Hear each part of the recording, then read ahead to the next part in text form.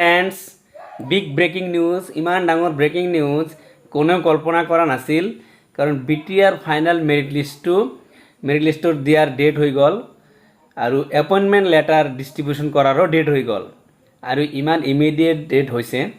যে অহাকালি final merit দি দিব তাৰপিছত দিনে এপইণ্টমেণ্ট লেটাৰ দি দিব তো নোটিছটো আমি আলোচনা কৰিম আৰু লগতে ইয়াৰ ওপৰত দুই এটা প্ৰশ্ন উত্থাপন হৈছে পোষ্ট ব্ৰেকআপৰ আৰু ভ্যাকেন্সি ডিটেইলছৰ এই বিষয়ে আলোচনা কৰিম সো ভিডিও শেষলৈকে চাব আৰু এই চেনেলটো সাবস্ক্ৰাইব কৰি দিব হেল্ল' ফ্ৰেণ্ডছ এয়া হৈছে অফিচিয়েল নোটিফিকেশ্যন অৰ্ডাৰ আৰু কি office of the director of education BTC Kokrajhar আজিৰ ডেটতে এই নোটিফিকেশ্যনটো ইস্যু হৈছে আৰু ইয়াতে লিখিছে যে যিবোৰ কেণ্ডিডেটছে LP UP শিক্ষকৰ BTC এৰিয়াত এপ্লাই কৰিছিল এই এডভাৰটাইজমেণ্ট নাম্বাৰ অনুযায়ী তেখেতসকলৰ ফাইনেল মেৰিট লিষ্ট ইয়াতে লিখা আছে that the final merit lists of the selected candidates will be published in the official website education.bodoland.gov.in 21st August মানে অহাকালি পাবলিশড হ'ব আৰু appointment orders will be distributed ceremonially on 22nd August তাৰমানে তাৰ পিছত দিনাই 22 আগষ্টতেই এপইণ্টমেণ্ট লেটাৰ বিতৰণ কৰা হ'ব বড়োফা কালচাৰেল কমপ্লেক্সতে হ'ব চন্দ্ৰপাৰা অৱস্থিত কোকৰাঝাৰ এয়া হ'ব 10টাৰ পৰা onwards the selected candidates are directed to attend the said venue যিবোৰ কেণ্ডিডেট সিলেক্ট কৰা হ'ব সিলেকশ্যন হ'ব তেওঁলোকক এটেণ্ড কৰিব দিছে 8:30 AM পজিটিভলি মানে ৰাতিপুৱা 8:30 বজাতে যিবোৰ কেণ্ডিডেটছে সিলেকশ্যন হ'ব সেই কেণ্ডিডেটছবোৰক ৰাতিপুৱা আহিবলৈ দিছে এটা নোটিছ এটা no TA and DA will be paid for this purpose আৰু যিবোৰ কেণ্ডিডেটছ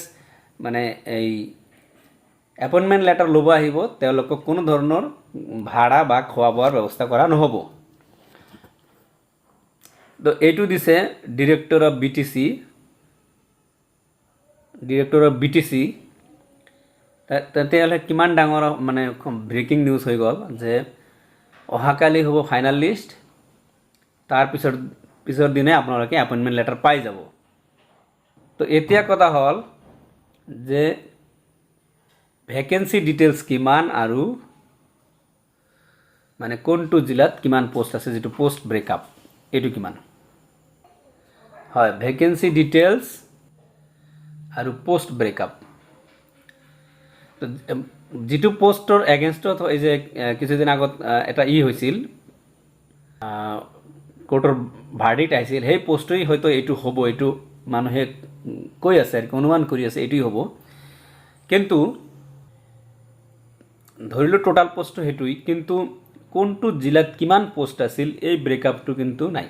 তেতিয়াহ'লে হয়তো সিলেকশন প্ৰসেসটো BTR অনুযায়ী হ'ব লাগে BTR অনুযায়ী পোষ্ট সিলেকশনটো হ'ব লাগে কাৰণ যেহেতু কি ডিস্ট্ৰিক্ট ভাগাভাগি কৰা নাই গতিকে ওপৰৰ পৰা কিমানখিনি কেণ্ডিডেট ওপৰৰ পৰা পাইছে টোটাল পোষ্টৰ এগেইনষ্টত এনেকুৱা ধৰণৰ সিলেকশন প্ৰসেসটো হ'ব লাগে তো হেয়া লিষ্ট বাহিৰ হ'লে গম পোৱা যাব তো এনেকুৱা ধৰণৰ কোৱেশ্চন বহুতে মানে কৰিছে বা কৰি আছে গ্ৰুপত আলোচনাও চলি আছে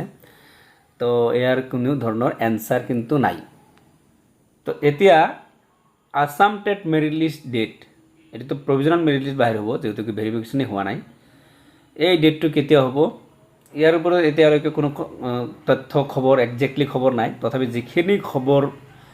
কালেক্ট কৰা গৈছে তাতে 29th আগষ্ট এটা খবৰ ওলোৱাৰ কথা আছে কিন্তু হেও কিন্তু আপোনালোকে নাভাবিব যে ইয়া খাটাং বুলি মানে এটা এনেকুৱা এটা খবৰ ওলাই আছে যে 29th আগষ্টত দিব পাৰে so thank you for watching the video এইখিনি আছিল ইনফৰমেশ্যন সকলোলৈ বেষ্ট অফ লাক